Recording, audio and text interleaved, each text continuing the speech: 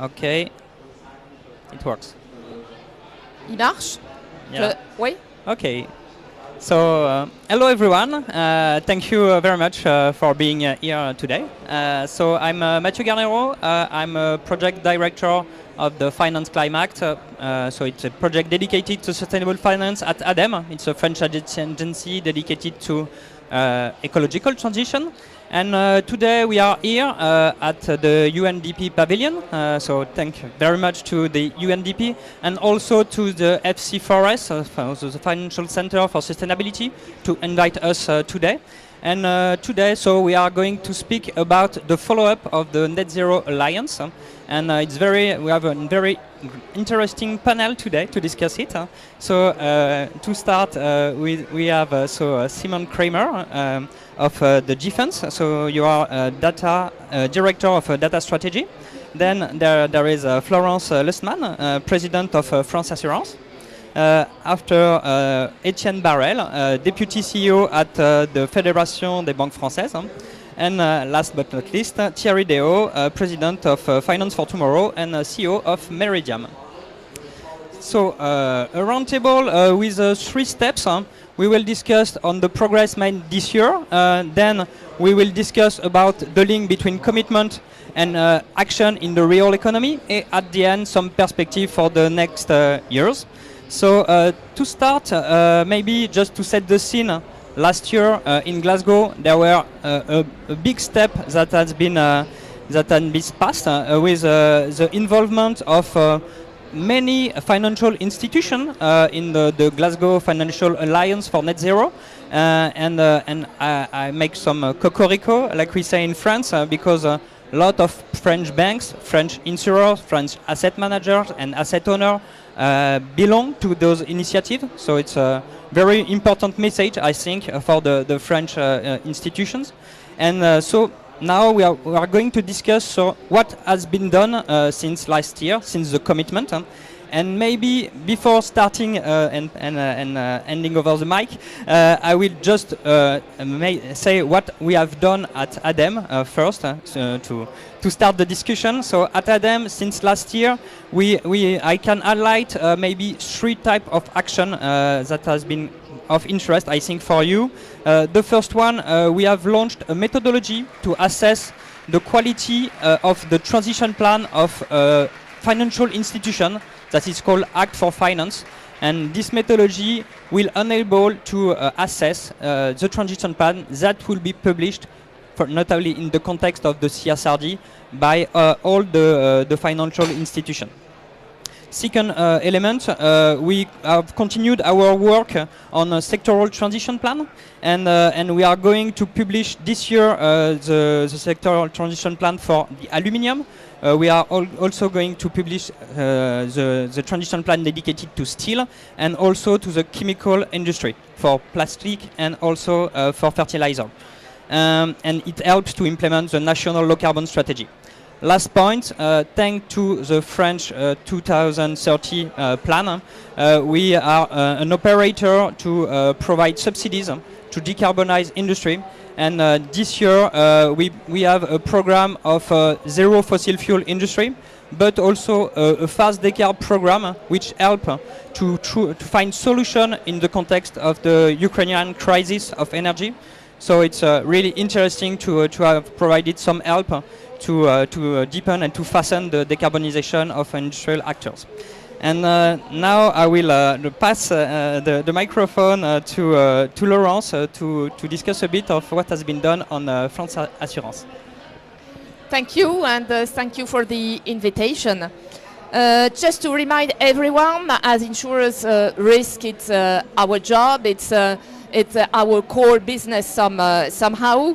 And managing risks, what does that mean? That means forecasting, that means planning, that means also preventing, and in the very end also repairing the consequences of the risk when the risks do occur.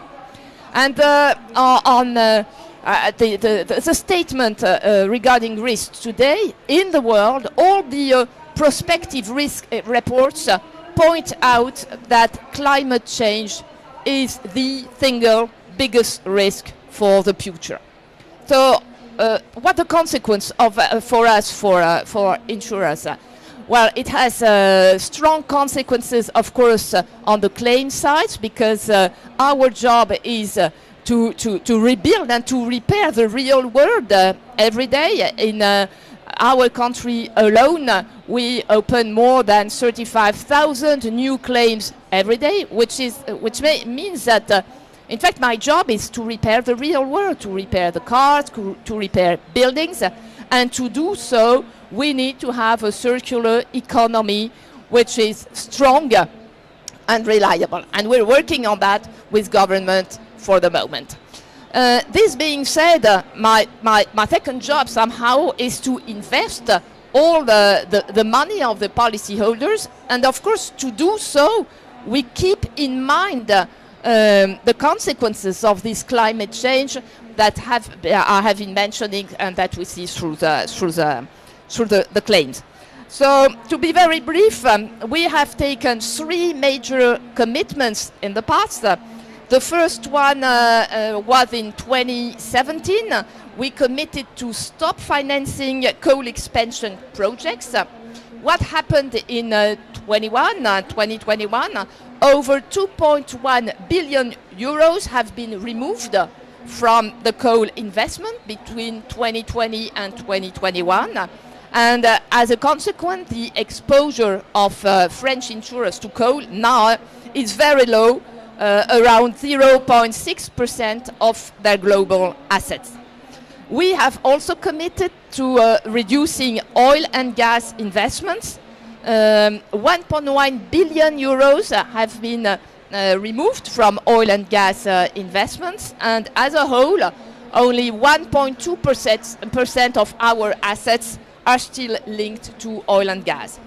And the commitment, the latest one, the one that we announced last year, which is today, which is done by all insurers, all members of France Assureurs. It dealt with the commitment to define policies to dialogue with fossil fuel companies. The idea being to exist these investments if the companies do not stop developing new non-fossil energies projects. So that's basically where we are today. Thank you, Florence. Maybe Etienne, on your side for banks? Sorry. Thank you very much.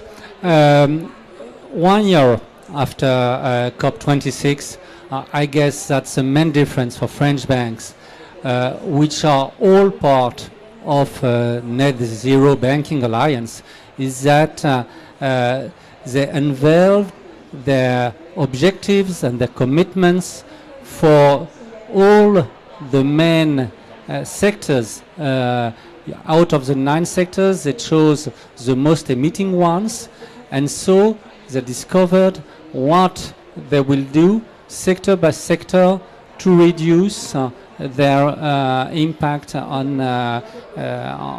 CO2.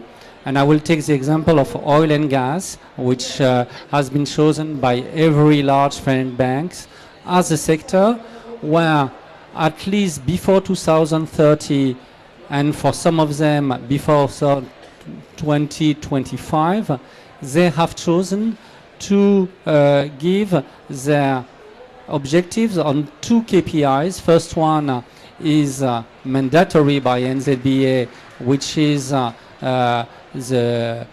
emitting factor of the sector. But a second one, which is added by the French bank, is in euro the level of commitment that they will achieve on those emitting sectors by 2025 or 2030. So I think that this is an illustration of the way those alliance and Net Zero Banking Alliance for our French bank is working. That is to fix a target, to monitor how these commitments are well implied, and then to make the difference each year between the target has been set and the actual journey that the bank delivered. Thank you, Etienne. Maybe Thierry, for typically concrete example, maybe on your Meridian side, or for Finance for Tomorrow? You have two ways to answer to the question. I'll start with Meridian because it's much shorter. We've actually published we joined the Net Zero Asset Managers and published our commitments.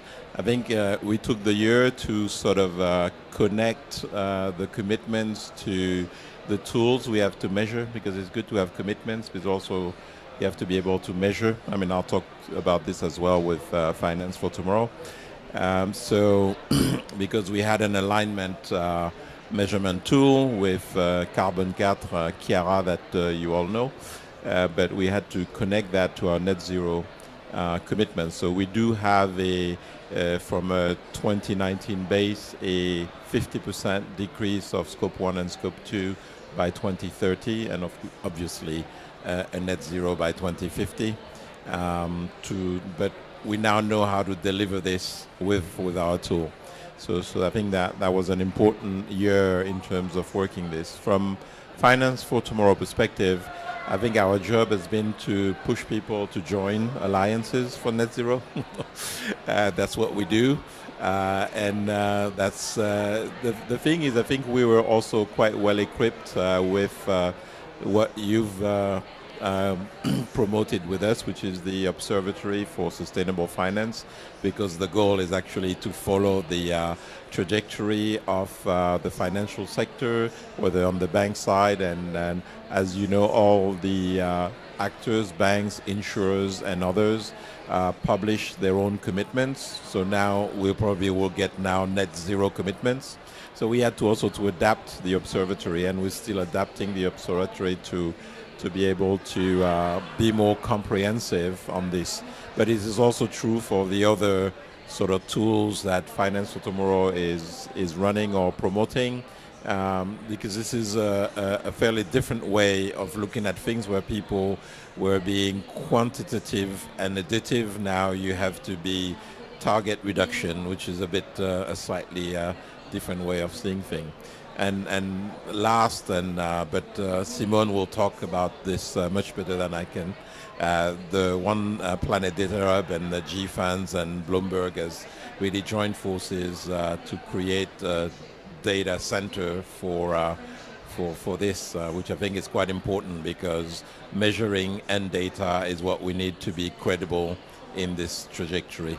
So Simone, perhaps you can, because you made a big announcement this morning, didn't you? Yes, certainly. And to introduce myself, I come here wearing two hats. So I lead data strategy for GFANS, but I'm also the lead on the data work for the Climate Data Steering Committee, which I'll talk to more on. Before I get into that, I do think it helps to contextualize with the work that GFANS has done in the last year. So GFANS has been focused on providing the tools needed by financial institutions to effectively transition to net zero. So this last year has been a really strong year of delivery for the GFANS team. We put out guidance for financial institution transition planning. We also put out guidance on real economy transition planning, amplifying existing work done in this space. We put out information on how to apply sectoral pathways in transition plans. And we also did work on portfolio alignment and improving the underlying methodology to understand how your portfolio is aligning to different degree scenarios. I think when we think about the provision of tools, all of these tools rely first on a clear foundation of robust data. Actually, Mike Bloomberg and Macron had a meeting on Monday, and Mike used his famous line, "If you can measure it, you can manage it." And I think that we and the Climate Data Steering Committee have been focused on improving access to what is needed to truly measure and contextualize performance in order to develop plans. So on June 3rd, Mike Bloomberg and Macron announced the Climate Data Steering Committee. You know, that builds off of the work that's already been done by the One Planet Data Hub, and simply builds on that momentum to include multiple governments around the world, financial institutions through our focus groups, as well as corporates in that regard, and on the committee itself, bringing together multilaterals, some of the largest data providers in the world, amongst others, to come together and work towards opening key climate transition related data to the public. So that has two goals. There's really two really significant pain points in the transition. One, actors developing transition plans need the underlying data to be able to do so. So if you think about a financial institution that has hundreds, thousands of companies in their portfolio, or a bank who's looking at, again, their clients, they need to be able to understand how those specific firms are performing in order to develop their own transition plan and strategy. And at this point, data is still quite limited. So only around 30% of publicly listed companies disclose Scope 1 and 2 data.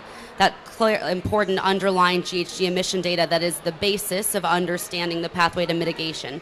And Scope 3, which is equally important, is disclosed at an even lower rate and heavily skewed in terms of reporting towards certain economies. So we don't have a global idea today about how companies are performing, and that becomes even more limited when we get out of the listed space.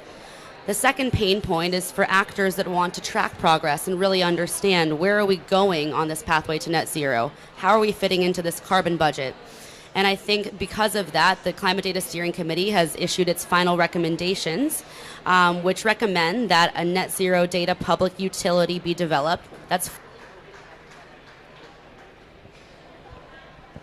good mic swap. A data utility that's fully open to everybody, accessible via front end and public API that will allow users to access GHG Scope 1, 2, and 3, so direct and indirect emissions data, alongside data on emission reduction targets and carbon credits. And our hope here is that this is a first step in driving that foundational layer of key data to move towards net zero. Of course, our roadmap will be expanding and iterating and being enhanced over time to meet the growing presence of regulation in the climate-related data space, to ensure that we are working with jurisdictions to bring all of the great, amazing data that's needed to the table in one central location, and to allow for interoperability across jurisdictional schema. Okay, thank you very much for all this work. So we are going a bit deeper in the discussion with a round two of questions. Is a link with the impact in the real economy, because the goal of aligning financial flows is to provide an impact in the real economies. And what is really important in the Net Zero Alliance is to have different strategy for different type of actors. So there is the Net Zero Banking Alliance, an Insurance Alliance, Asset Owner Alliance, etc. And with in each time some specific element to have an impact on real economy. And so the second question is what is your strategy to deliver and monitor effective changes in the real economy linked to your specific commitment and action? Laurence? Thank you. I think you're absolutely right, and the ultimate goal is to reach the decarbonization of our economy. Well, I would like to point out, nevertheless, that there is an obvious temptation from the regulators today to make finance the means of this transition, but we also have our limits. If I take the example of the CSRD, they have a very large view of the value chain that we are supposed to control. And to do so, we need data. We have to rely on data coming from the enterprises in which we are investing. And I think this is a limit to our action. So it's one point to say, okay, the financial sector must make the analysis and must decide on the investment depending on the behavior of the underlying business lines. But we miss the data today. That's a first point. In the same line, regarding the green European taxonomy, it is a static taxonomy, while on the other hand, if we apply directly, we might tomorrow completely stop financing whole parts of the industries with the social consequences in particular that you can imagine. So what we need is not only data, but we need methodology to analyze the trend of the companies that want to be financed by insurance company, for example. And I think this is still a job to be done, and I would like to regulators to keep in mind that this is very important for us. We need to rely on data, and we also need to rely on objective methodology to assess the path on which the company is or is not before starting our investments. This is key for me. Just a reaction. We have some tools now, so maybe you can have also a discussion just after. No, but we are part of the NDAO, so I know there are tools, but we need to have common tools, which are the same tools for everyone. And I'm not sure that we are still at the there are tools now to evaluate transition plans, so not static tool, and it can be of interest to use them even if it's not for all companies, but for the most emitting companies, there are evaluation of their the quality of their transition plan today. I will say that that's much easier to decarbonate your balance sheet than to decarbonate the real economy. So the question is really key. That is, do you choose the easy path to get rid of your brown clients and just give more finance to green ones? It will enhance your own footprint as a bank, but it doesn't help anything on the transition of the real economy. And I will take the example of coal, where here I guess that every financial French actor has exited, and whereas the use of coal has never been as high as today. So it's not sufficient. You have to be efficient to really decarbonate the economy. To do that, you have to invest in two things. First, it's to be more active on sustainable green projects. And here I can give figures. For instance, in 2021, for French banks, that's 100 billion euros. So that's a lot. And because there are not only balance sheets, there are also financial market. And so we help green and sustainable projects to be financed through bonds for 2025 billion euros. So it's really huge numbers. You have also to continue financing brown sectors in order to first make sure that the transition is just and inclusive. If you stop completely that, there will be no just transition. So you have to reduce your amount. For French banks, it was 2002, something like 25 billion euros of outstanding loans for oil and gas. So that's not that much, but you cannot decrease that to zero just right now. That's the first point. The second point, I will go back. It's very important to have common methodologies. And in 2022, as a federation, we worked on a common methodology in order to assess both the footprint of French banks and the trajectory of French banks, be it on scope, be it on scenarios, be it on providers of data, be it on proxy, multiple counting of scope 3 and so on. We decided to have the same approach in order to be more effective when we speak with clients, when we speak to counterparts. So I think that's our contributions to real economy, that is not to choose the easy path to withdraw and say, okay, other will do the dirty job, but it doesn't help the planet. And second, to have a common approach to be more efficient towards clients.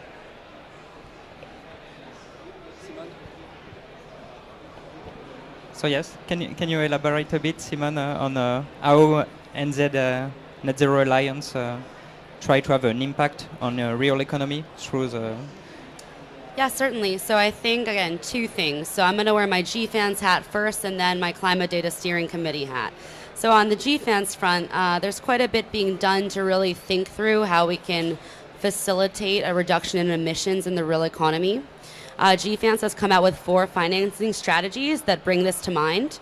So the first is financing climate solutions, so clean energy, carbon removal technology, other items that will directly lead to decarbonization.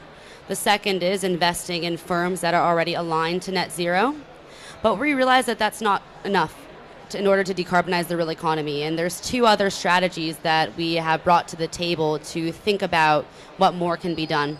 The first is the concept of going to where the emissions are and financing firms that are in the process of developing credible transition plans that are focused on long-term alignment with 1.5 degrees, but still need increased engagement to get there.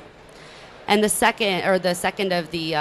secondary portion is managed phase out of high emitting assets. So actively engaging in the phase out of assets rather than simple divestment, which can lead to these assets falling into the wrong hands that won't push for decarbonization. On the Climate Data Steering Committee front, again, bringing key data to the table is the first step in order to make these appropriate decisions. I think there's been a lot of discussion about methodologies, the use of estimates, things of that nature. And again, what underlies all of this information is data. So, for example, when firms have not disclosed estimates, the way that you disclosed emissions, the way you produce estimates is by using data from other firms. You have to make sure that that's robust in order to have a well-calibrated estimation methodology. In order to understand forward-looking emissions, you do that by a combination of looking at historical emissions and also looking at targets and understanding, again, with some combination of the two, what a forward-looking footprint looks like. You can't do that when targets are so inconsistent that you can't normalize their outputs into a methodology. And so I think that it's really important to get the basics right so that we can move quickly on our next steps. Thank you. Thierry, you want to react? I mean, as far as we're concerned, we invest in sustainable infrastructure. So changing the real economy, it's my everyday job. So, but what it means, because before net zero, we already had an objective of alignment with 2-degree scenario. So therefore, measuring our portfolio temperature and trying to get to 2.0. So that means that in all the sectors that we invest, it's about decarbonizing, whether transport, trying to electrify transport, whether through mass transit or even we have an EV charging company that actually promotes the electrification of transportation. But in the area of energy, obviously it's clean energy, but not only energy, it's storage, sustainable storage. It's also around reinforcing networks, so we can actually make use of all different sources of energy that are renewable, that are not always in the right places. And all of this really, you have to translate your net zero commitments into what you do in real life. So your investment policies have to basically be adapted and changed if you actually want to meet the criteria. And the closer you are to the real economy, the more important it is to do that. I mean, it's for asset owners that are far away from it, they can only guide or put pressure. But for people that are directly involved in financing companies and projects, you need to integrate this into your everyday sort of processes to deal with it. Okay. So thank you. The last round of question is dedicated to what is coming in the coming years, and maybe to introduce sustainable finance evolves in a very fast manner, and there are both commitments and voluntary commitments, but also strong standards and regulation and ESSB, for example, at international level. We have CSRD at a European level, and so there is this race, and it's I think very positive on my side. And maybe how do you see the interaction between all this voluntary action and this increase and this improvement of regulation that can help also those engagements? So yes, what is your view for the next years?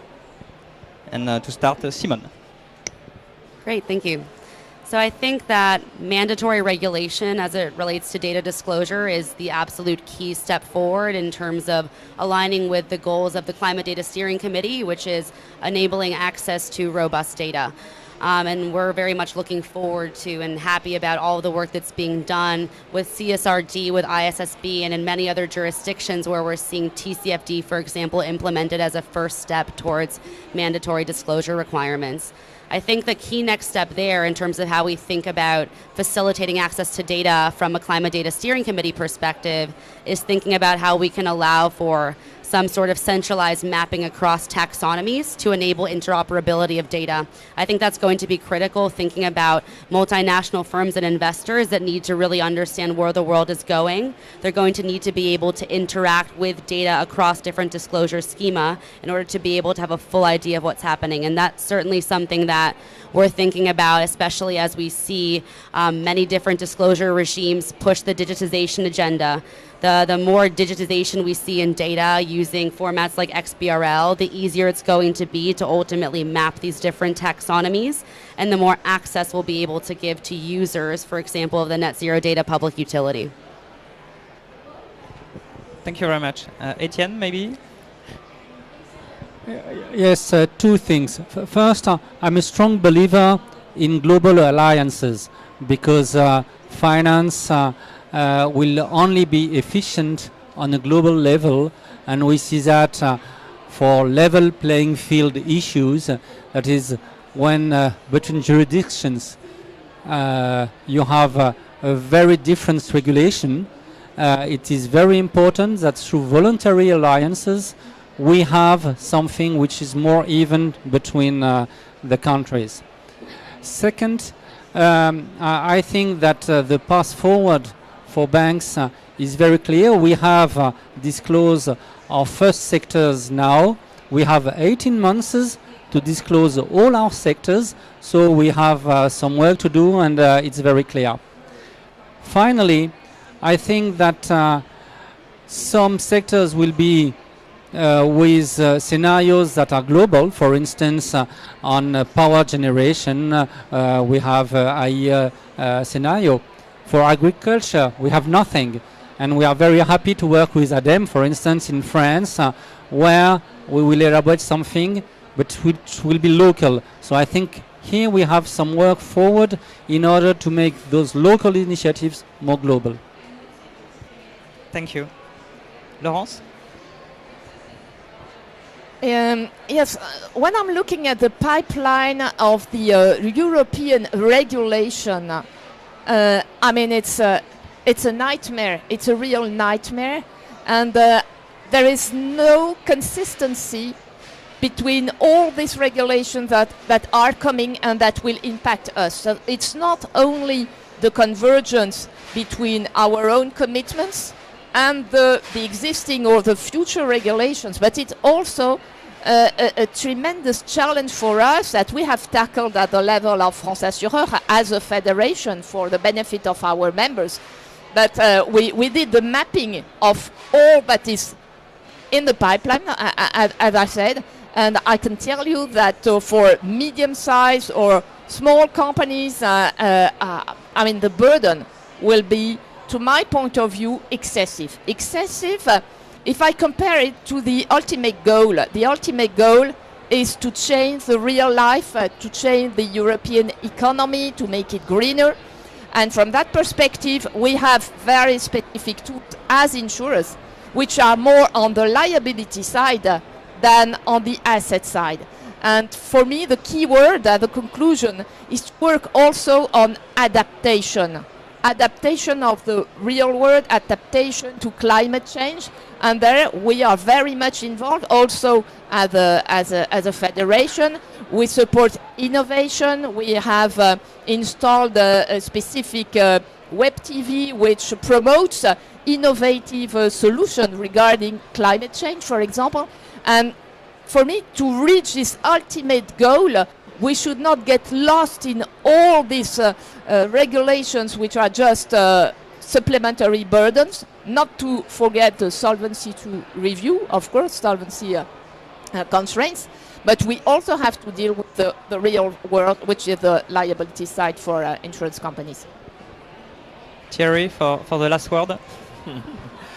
No, I actually think it's a good thing that regulation is chasing us because it provides incentive.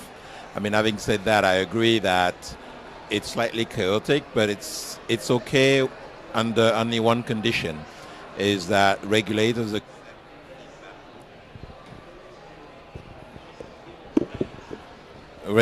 accept feedback loops on a regular basis and probably almost on a yearly basis, so we can adjust them to match reality. Because when I see from disclosure, I have my own climate and impact targets. If now I have the TNFD, I have a TCFD, and I have the net zero publication and disclosure. So all this is creating quite a lot of work and reporting, but it's quite consistent. You can make it consistent within your own company, but I hope that we'll be able to really have regular feedback loop and fairly quick ones, not to wait for 5 years, just to adjust and sort of have these regulation converge to more common set of reporting data and KPIs type. I mean, I'm always an optimistic person on that, but it's only through the loops that we can do that. We have to be able to come back every year and say, this is what doesn't work in the regulation. Please, Commission, we have to amend the delegated acts.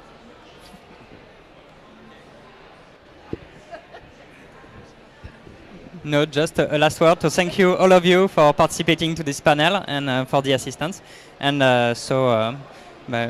see you next year with a lot of new action regarding Net Zero Alliance.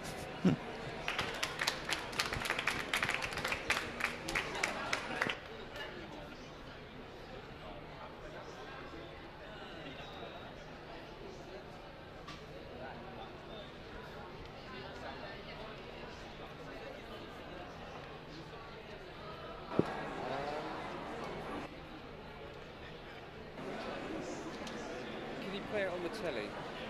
He's saying it's too quiet. But we're going to test it now.